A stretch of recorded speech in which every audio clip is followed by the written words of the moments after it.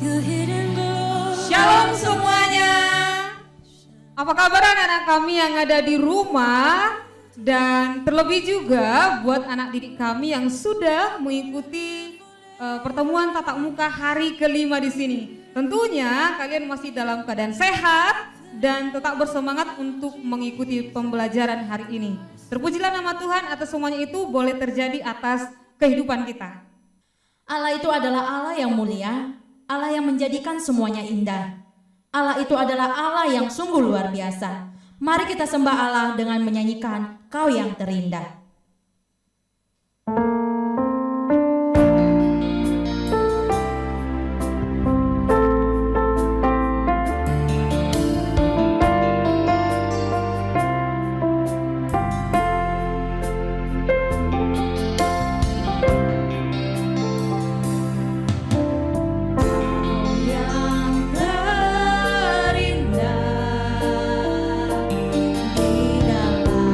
Hidup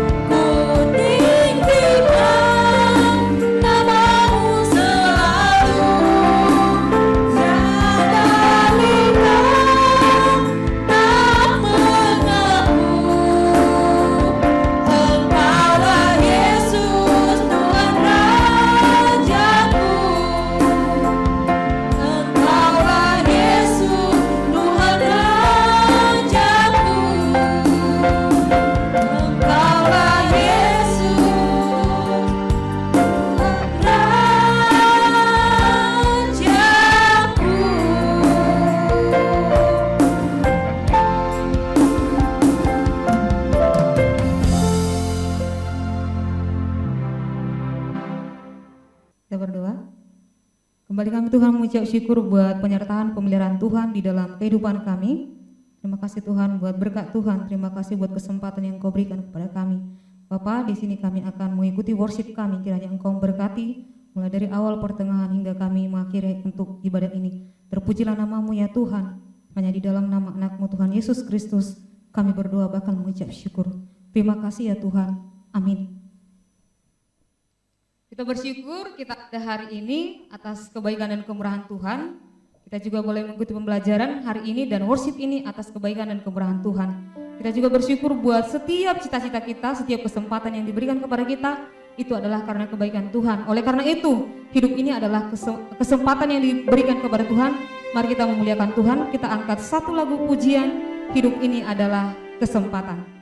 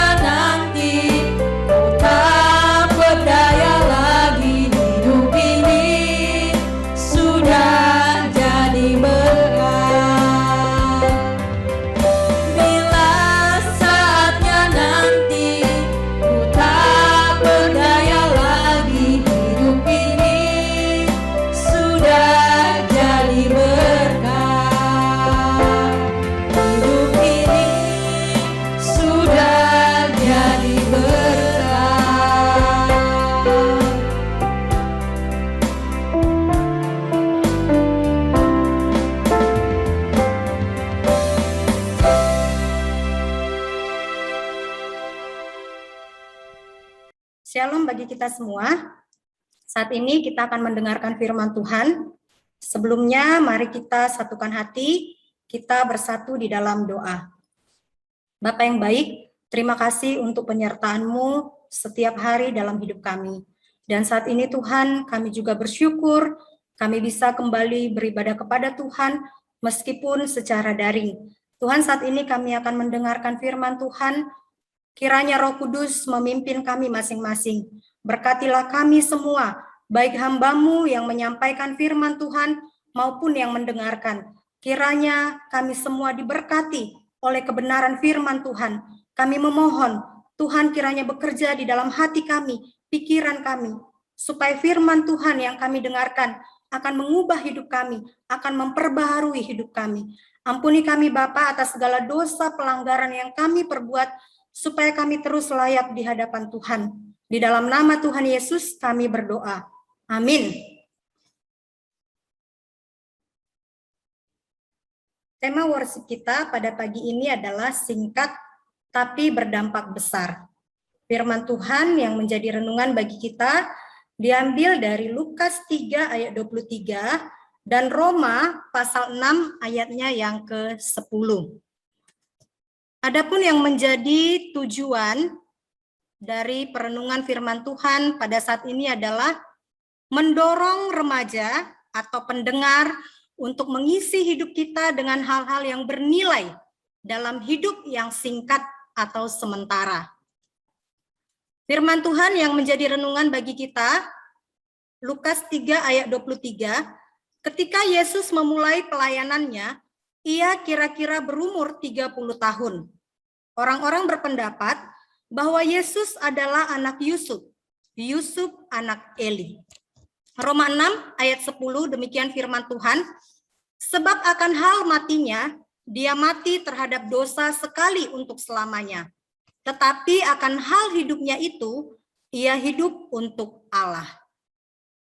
Demikian firman Tuhan ini yang mendasari perenungan firman Tuhan bagi kita hari ini.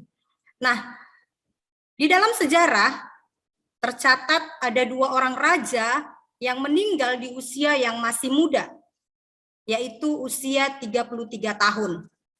Raja yang pertama itu adalah Alexander the Great, atau yang kita kenal dengan Alexander Agung. Nah, bagaimanakah Alexander Agung ini ketika dia hidup? Ya, mari kita belajar secara singkat dari Raja Alexander Agung. Nah, raja ini adalah Raja Makedonia pada tahun 362 sampai 323 sebelum Masehi. Jadi raja ini hidup sekitar tahun 362 sampai 323 sebelum Masehi. Dia ini adalah raja yang terkenal ya sebagai panglima terbesar sepanjang masa. Kerajaannya sangat maju dan memiliki angkatan perang yang besar dan kuat. Nah, kemudian pada tahun 334 sebelum Masehi, raja ini mulai meluaskan daerahnya dengan menjajah negara-negara tetangga.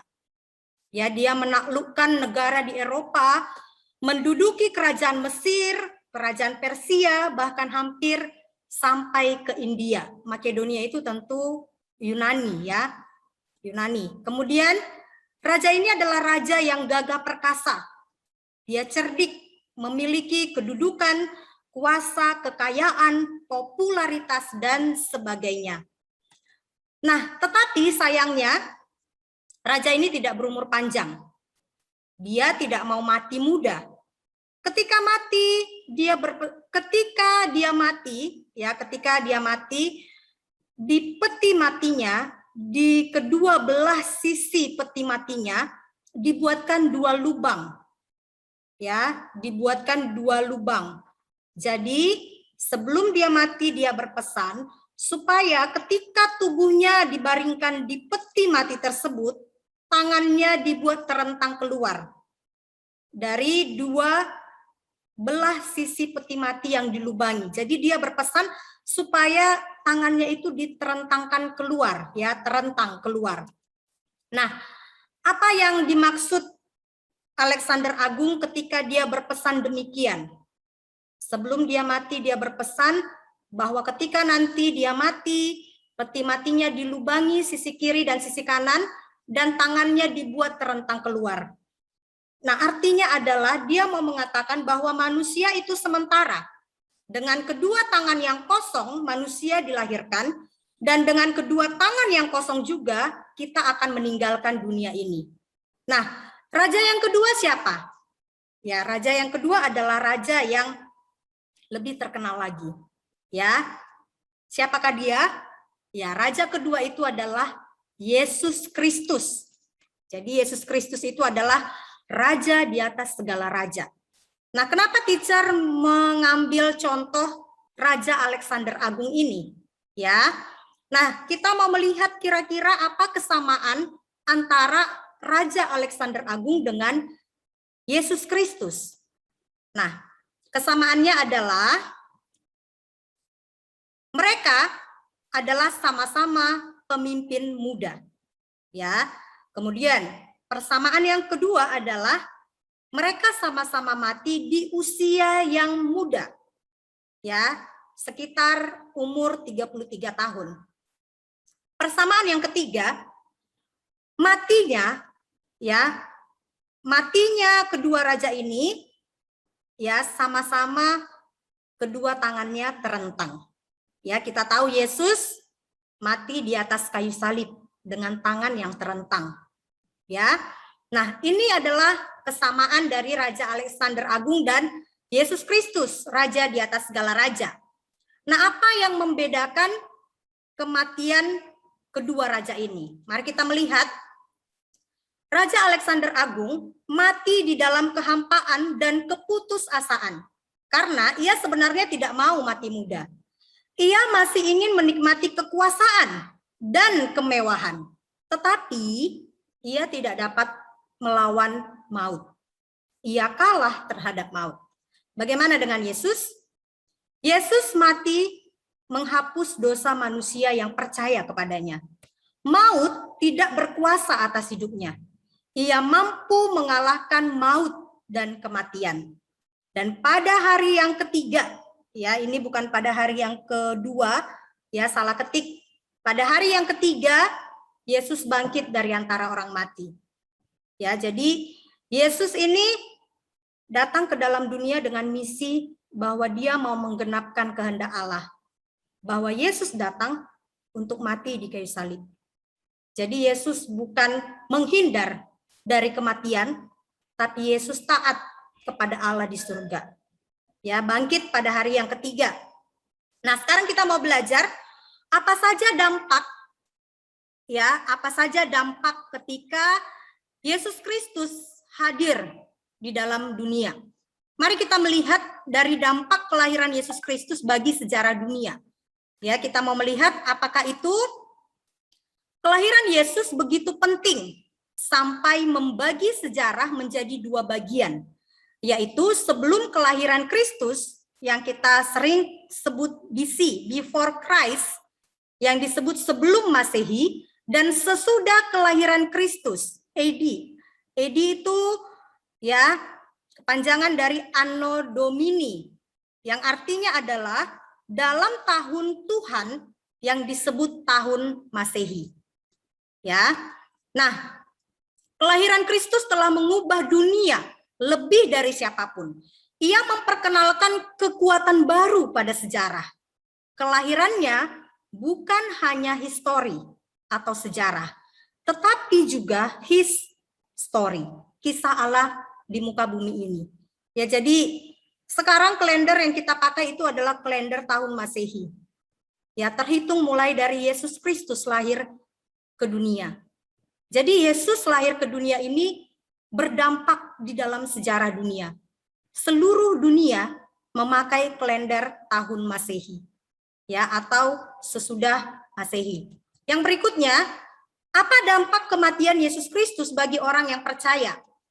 Nah, yang pertama, ya kita tahu Yohanes pasal 3 ayat 16, dampaknya bagi kita, setiap kita yang menerima percaya kepada Yesus, maka kita memperoleh hidup yang kekal.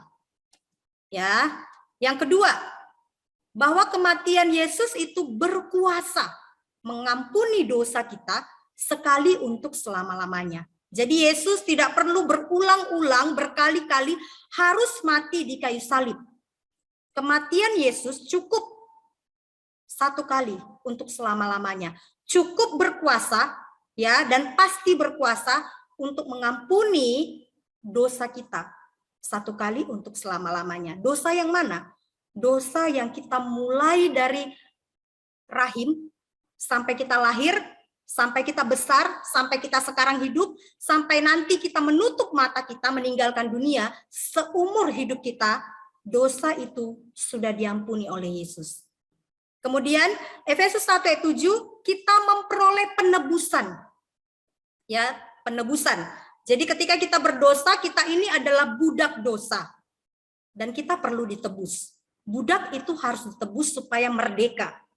Ya, artinya adalah kita menjadi orang-orang yang merdeka dari dosa.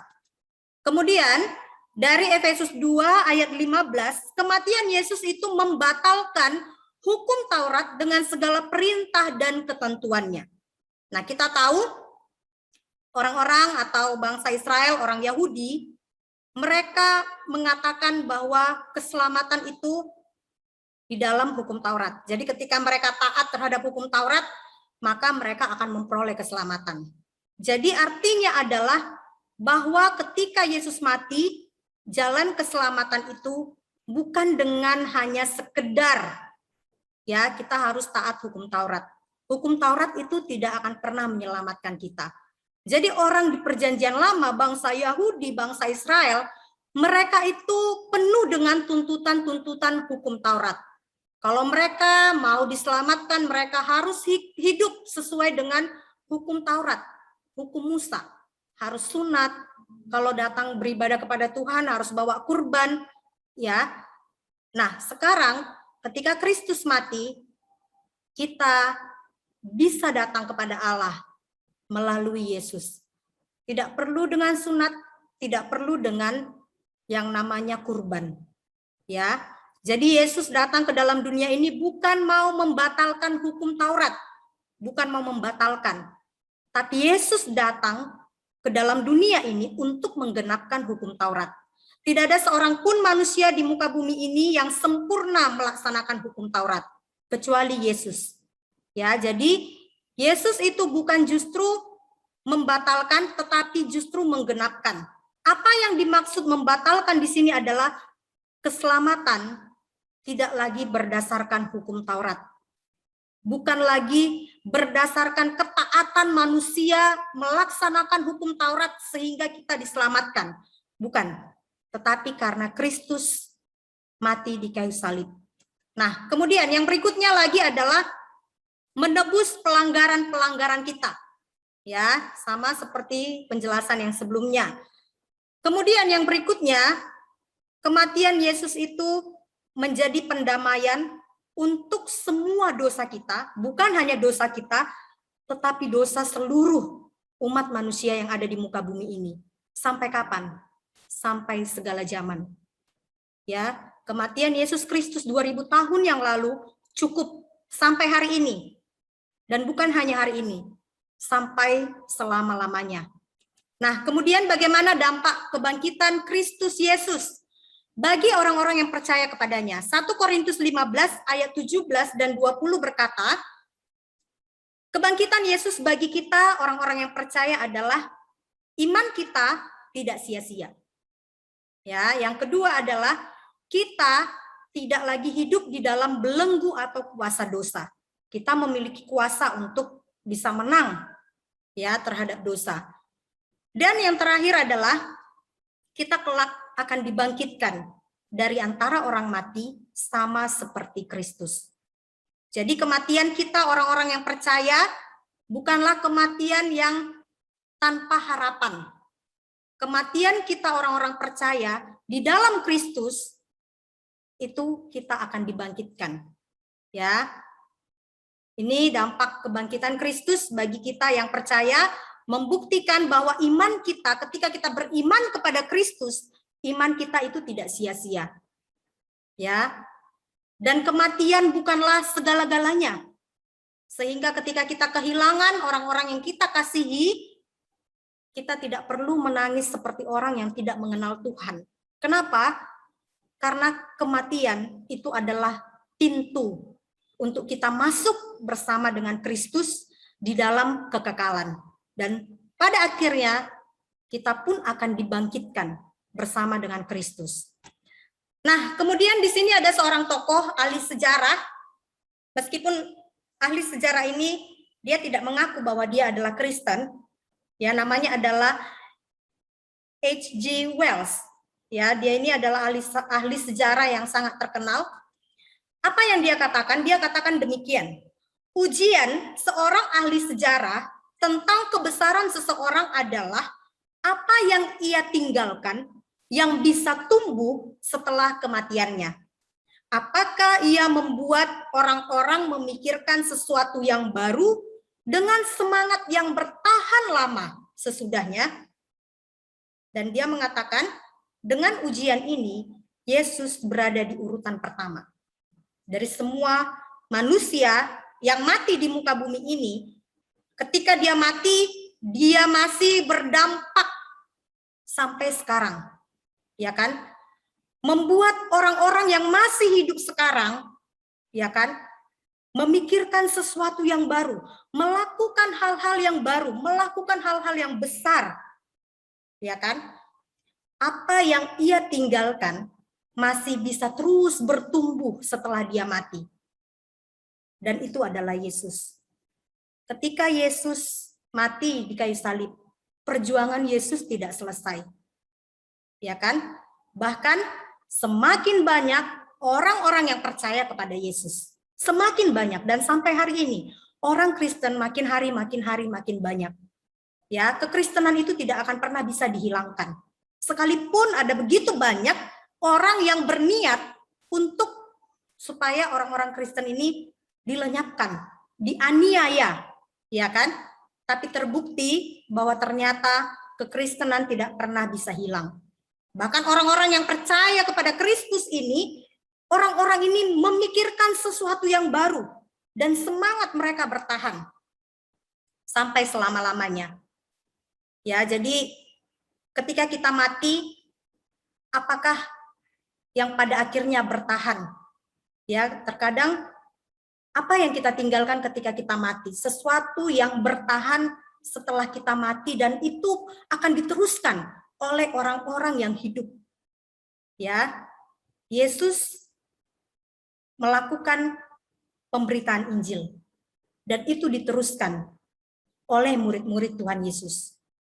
Ya. Nah, yang berikutnya kita sudah belajar dari tokoh yang kita pelajari, yaitu Yesus, ya.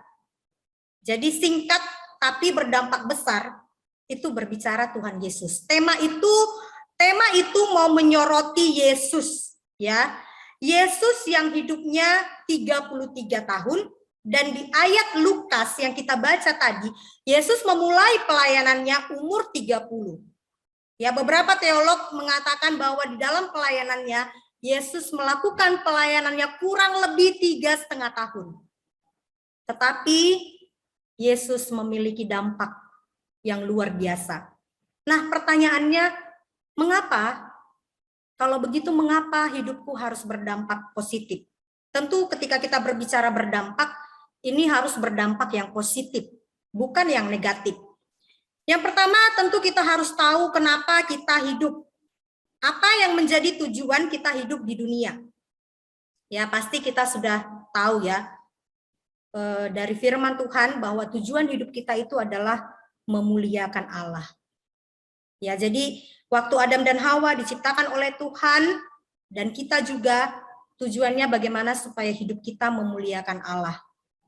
Ya, tetapi apa yang terjadi?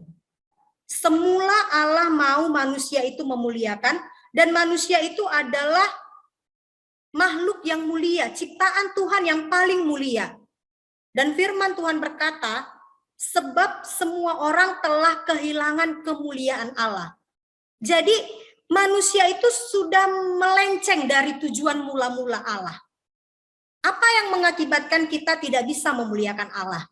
Karena kita berdosa.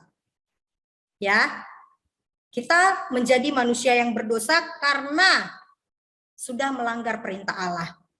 Nah, jadi kita harus tahu bahwa tujuan kita yang paling utama itu adalah hidup memuliakan Allah. Yang kedua, alasan yang kedua adalah ternyata meskipun kita berdosa, kita kehilangan kemuliaan Allah, Allah menyelamatkan kita di dalam Yesus. Jadi kalau kita ini adalah orang-orang yang percaya di dalam Kristus, Kristus itu ada di dalam hidup kita, tentu hidup kita harus berdampak positif. Jadi kalau ditanya apa alasan kita berdampak positif, jawabannya karena Kristus hidup di dalam saya.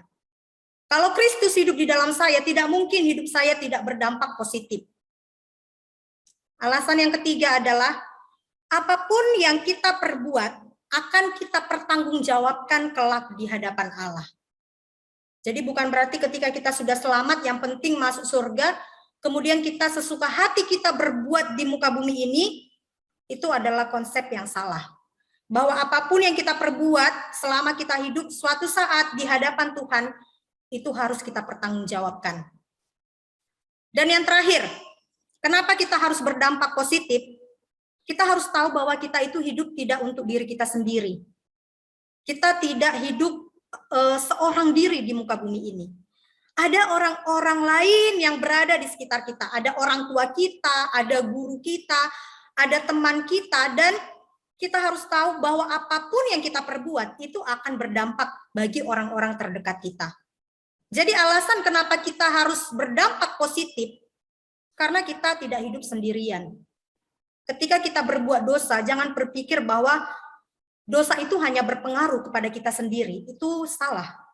Ketika kita berdosa, itu akan berdampak juga kepada orang lain. Dan itu yang terjadi ketika Adam dan Hawa berdosa, itu berdampak. Bukan hanya Adam dan Hawa, tapi berdampak kepada seluruh ciptaan Tuhan. Ciptaan Tuhan yang lain pun ikut berdosa. Ya. Dan ketika kita tahu bahwa kita tidak hidup seorang diri, apapun yang kita perbuat itu akan berdampak kepada orang lain, maka tentu kita harus hidup menjadi berkat. Ya, bagaimana engkau menjadi berkat ketika tugas-tugasmu, PR-PR-mu tidak selesai? Kamu pikir, ya ini urusanku. Ya tidak selesai PR-ku, it's okay, never mind. Tidak bisa. Ketika kamu berbuat demikian, itu berdampak kepada guru-gurumu. Gurumu tidak mungkin membuat nilai tanpa ada tugas yang kamu kumpul. Iya kan? Mau dari mana datang nilainya? Ya, jadi mari kita memikirkan, ya ini alasan-alasan mengapa kita harus berdampak positif. Nah, kemudian apa yang harus kita lakukan? Kalau kita sudah tahu bagaimana, maka mengapa kita harus berdampak positif? Kalau begitu apa yang harus kulakukan? Maka yang harus kita lakukan, yang paling utama di dalam hidup ini, kita harus hidup baru. Orang yang hidup baru adalah orang yang hidup di dalam anugerah. Ya, itu kenapa makanya sangat sulit sekali ketika hidup kita tidak mengalami perubahan karena kita belum mengalami hidup baru. Ya, belum mengalami anugerah keselamatan di dalam hidup kita. Nah, makanya ketika kita sudah mengalami hidup baru, tentu hidup kita pasti akan berbuah. Ya. Apakah kita semua di sini sudah hidup baru? Apakah kita semua di sini sudah yakin dilahirkan kembali? Ya, ini menjadi perenungan bagi kita semua. Nah, kemudian yang kedua, tidak cukup yang penting saya sudah hidup baru. Ciri yang paling utama itu adalah kita membangun persekutuan yang intim dengan Bapa di sorga. Kenapa harus ini? Karena ini merupakan kekuatan kita untuk bisa kita menang melawan hal-hal yang tidak baik di dalam diri kita. Ini menjadi kekuatan, sumber kekuatan kita. Ya, tidak ada di dalam diri kita ini kita bisa mampu tanpa Tuhan. Maka bagaimana kita mengandalkan Tuhan? Kita harus membangun hubungan yang intim dengan Tuhan. Baca firman Tuhan saat teduh, berdoa setiap hari. Yang ketiga, tidak menjauhkan diri dari ibadah bersama umat Tuhan. Ya, kalau malas ibadah, ketika kita sekarang ibadah online makin senang. Karena tidak perlu repot-repot ke gereja. Ya, kalau beribadah online, yang nyata-nyata ada adalah bukan ibadah online. Ibadah online juga tidak, ibadah offline juga tidak. Ya, apakah kita saat ini, mari cek diri kita, apakah kita saat ini sedang menjauhkan diri dari ibadah bersama umat Tuhan. Yang keempat, kita harus taat untuk hidup benar dan membenci dosa atau tidak melakukan dosa. Mari kita tinggalkan dosa kita. Kebiasaan-kebiasaan kita yang buruk, ya. Kita tidak mau melepaskan kebiasaan tersebut. Kita tidak mampu, bahkan kita tidak mampu. Ada anak-anak yang sudah kecanduan game, tidak mampu untuk lepas. Maka kenapa teacher katakan poin yang paling utama di dalam kekristenan adalah hidup baru. Ya, hidup baru. Ketika kita mengalami hidup baru itu diberikan, dianugerahkan oleh Roh Kudus di dalam hidup kita. Maka Roh Kudus itu akan memberikan kepada kita kekuatan untuk kita mampu melawan dosa. Untuk kita mampu untuk meninggalkan dosa-dosa kita. Yang terakhir, apa yang harus kita lakukan? Mari hidup terus dipimpin oleh Roh Kudus. Artinya, taat dipimpin oleh Roh Kudus untuk terus bertumbuh di dalam kedewasaan rohani. Menghasilkan buah roh. Ya, jadi mungkin kalau kita memikirkan ini ada banyak hal yang perlu kita lakukan ya, tapi ini adalah beberapa poin-poin utama yang harusnya kita miliki. Ketika kita mau berdampak positif, maka ini harus ada pada diri kita. Kalau kita nggak mau malas, kita harus bisa mengendalikan diri. Pengendalian diri itu adalah buah roh. Pengen malas, pengen tidak bikin PR, tapi kita mau melawan kemalasan kita. Tentu itu dengan kekuatan Roh Kudus. Ya, jadi ini hal-hal ada 5 poin yang harus kita lakukan. Ya, jadi mari pikirkan kira-kira apa saja yang harus kita tinggalkan di dalam diri kita yang tidak sesuai. Ya, tidak sesuai dari poin-poin ini. Apakah kita membangun persekutuan yang intim dengan Tuhan? Saat teduhkah setiap hari? Tidak. Tidak saat teduh, malas baca Alkitab, malas berdoa. Maka kita harus datang kepada Tuhan. Ya. Kemudian tidak hidup benar. Hidupnya tidak benar. Suka melakukan dosa. Dosa apa? Kamu yang tahu dengan Tuhan. Dosa-dosa apa saja yang kita lakukan? Ya, jadi teacher tidak membuatnya secara spesifik. Tapi mari kita melakukan ini ya ketika kita sendirian, kita berkomitmen di hadapan Tuhan untuk melakukan ini supaya hidup kita berdampak. Oke, yang berikutnya, bagaimana dengan hidupku? Bagaimana dengan hidup anak-anak sekalian? Bagaimana dengan hidupku sebagai teacher? Bagaimana hidupku sebagai orang tua? Ya, mari kita merenungkan hidup kita di hadapan Tuhan. Sebenarnya hidupku sampai saat ini sudah bagaimana? Apakah hidupku sudah berdampak? Ya kan? Apakah hidupku sudah berdampak positif bagi orang lain? Ini yang terakhir. Ya, ketika kita merefleksikan renungan ini di dalam hidup kita dengan bertanya, bagaimanakah hidupku? Maka ada beberapa refleksi yang perlu kita ingat. Hidup itu bukan soal panjang atau pendeknya umur kita, tetapi apa dampak, pengaruh, arti, ya apa dampak, apa pengaruh, apa arti, dan buah dari hidup kita. Apa artinya kita umur panjang, hidup di muka bumi ini berlama-lama, tapi ternyata tidak ada pengaruh hidup kita. Tidak ada buah dari hidup kita, tidak ada artinya hidup kita, meaningless. Ya, meaningless. Tidak ada artinya. Coba lihat hidup kita masing-masing. Ya, anak-anak sekalian, apakah pada saat ini ya hidupmu memiliki dampak yang positif? Berapa banyak tugas-tugasmu yang tidak pernah kamu kumpulkan? Ketika kamu belajar, kamu bermain-main. Belajar melalui Zoom-nya kameranya ditutup. Ya, bagaimana mungkin kita bisa berdampak kalau kebanyakan hidup kita isi dengan main game. Ya, kemudian refleksi yang kedua, kita harus ingat hidup itu singkat, hidup itu sementara. Ya, jadi bukan berbicara soal berapa panjang atau pendeknya umur kita sama. Hidup itu singkat bukan diukur dari, oh umurnya panjang, berarti hidupnya lama di muka bumi ini. Tidak. Berapapun umur kita, hidup ini singkat. Firman Tuhan berkata demikian. Ya, jadi hidup itu singkat bukan karena tergantung kepada panjang dan pendeknya umur kita. Bukan. Ya. Hidup itu singkat, hidup itu sementara. Pertanyaannya, apakah kita siap menghadapi kematian saat ini? Ya. Beberapa hari ini di situasi corona, kita banyak dikejutkan oleh kematian. Ya. Kita bisa ketemu hari ini, ternyata hari ini juga dia sudah meninggal. Hari Minggu kemarin baru ketemu, ternyata udah meninggal. Itu makanya hidup itu singkat. Dan kita tidak tahu kan, kapan, di mana kita akan mengalami kematian. Karena kita tidak tahu, maka kita harus ingat, hidup ini sepenuhnya ada di tangan Tuhan. Maka kita harus hidup dengan kesadaran bahwa setiap hari yang kita jalani, sekarang ini bisa saja merupakan hari terakhir bagi kita. Anggaplah jikalau engkau hidup, hari ini adalah hari terakhirmu. Besok belum tentu.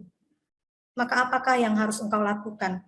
Jadi kalau kita memiliki ini di dalam hidup kita, kita tidak tahu kapan, di mana kita akan mengalami kematian. Kalau hari ini aku hidup dan besok aku mati, apakah aku sudah siap? Ya, ini menjadi renungan, ini menjadi refleksi bagi kita untuk memikirkan bagaimanakah hidupku.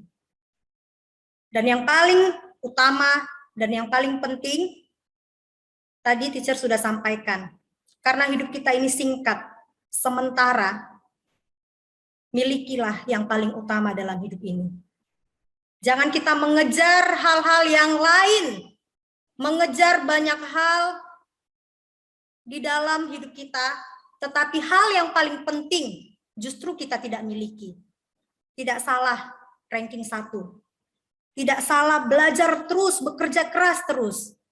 Tapi ingat, engkau harus hidup di dalam Tuhan Yesus. Ya, makanya tadi ketika PowerPoint teacher, apa yang harus kita lakukan? Kita harus hidup di dalam anugerah. Mengalami hidup baru di dalam Tuhan. Karena dengan demikian, hidup kita memiliki jaminan keselamatan. Hidup kita tidak lagi sia-sia. Hidup yang sementara ini akan kita jalani dengan pengharapan, dengan keyakinan. Dan kita siap untuk menghadapi kematian di depan kita. Karena kita sudah di dalam Kristus. Dan tentu setiap kita yang sudah di dalam Kristus, tidak mungkin hidup kita tidak berdampak. Dan ketika kita sudah di dalam Kristus, kita harus terus bertumbuh secara dewasa. Orang yang terus bertumbuh, tentu hidupnya akan berdampak. Amin. Sampai di sini firman Tuhan bagi kita. Mari kita satukan hati, kita bersatu di dalam doa. Bapak yang baik, terima kasih untuk firman Tuhan yang kami dengarkan pada pagi hari ini. Berkatilah kami semua ya Tuhan, supaya ketika hamba-Mu ini selesai berbicara, Tuhan sendirilah yang terus berbicara kepada setiap kami, mengingatkan firman Tuhan bagi kami. Ketika hidup kami yang sementara ini, hidup di dalam keberdosaan, Tuhan ingatkan kami. Dan ketika di antara kami pada saat ini, ada yang sedang mengalami kejatuhan, kegagalan karena hidupnya tidak benar di hadapan Tuhan. Kiranya Tuhan bangkitkan, Tuhan kuatkan. Jikalau ada di antara kami yang berputus asa, tidak bersemangat, menjadi cuek, Tuhan kembali mengingatkan betapa Tuhan menganggap hidup kami hidup yang berharga, hidup yang mulia di hadapan Tuhan. Sehingga kami tidak menyia-nyiakan kesempatan hidup yang sudah Tuhan percayakan. Tuhan tolong kami untuk mengisi hidup kami, untuk hal-hal yang bernilai kekal, untuk hal-hal yang sesuai dengan kehendak Tuhan, untuk hal-hal yang menyenangkan hati Tuhan. Bapak yang baik, terima kasih untuk renungan firman Tuhan yang telah kami dengarkan. Kiranya Tuhan menolong kami untuk melakukan firman Tuhan, di dalam hidup kami hari lepas hari. Di dalam nama Tuhan Yesus kami berdoa. Amin. Mari kita amini firman yang sudah disampaikan oleh hambanya. Kiranya firman yang kita dengar, kita respon dan dapat berbuah di dalam kehidupan kita. Untuk menutup worship kita angkat lagu Allah Itu Baik.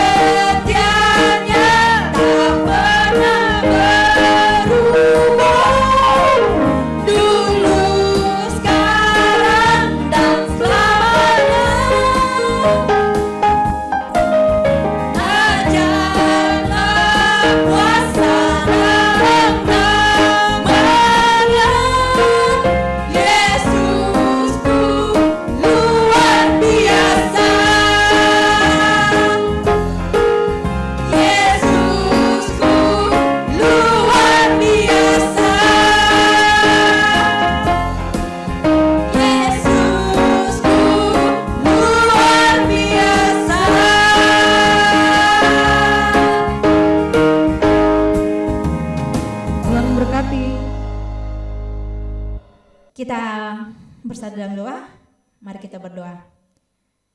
Sungguh kami bersyukur ya Tuhan untuk segala berkat dan penyertaan Tuhan di dalam worship kami. Dan kami juga bersyukur ya Tuhan untuk firman yang telah disampaikan oleh hamba-Mu ya Tuhan. Berkati ya Tuhan hamba-Mu yang telah menyampaikannya Tuhan. Engkau pakai lebih lagi ya Tuhan untuk menyampaikan firman-Mu dimanapun berada. Dan kami berdoa ya Tuhan untuk kami yang mendengarkan firman-Mu. Kiranya kami dapat mengaplikasikannya di dalam kehidupan kami. Engkau berkati kami ya Tuhan. Bahkan kami juga berdoa ya Tuhan untuk bangsa dan negara kami. Engkau yang memberkati ya Tuhan, kiranya pandemi COVID-19 dapat berakhir ya Tuhan. Kepadamu kami serahkan segalanya ya Tuhan. Terpujilah namamu sekarang sampai selama-lamanya. Di dalam Kristus Yesus kami berdoa dan mengucap syukur. Amin. Amin. Tuhan Tuhan memberkati. memberkati.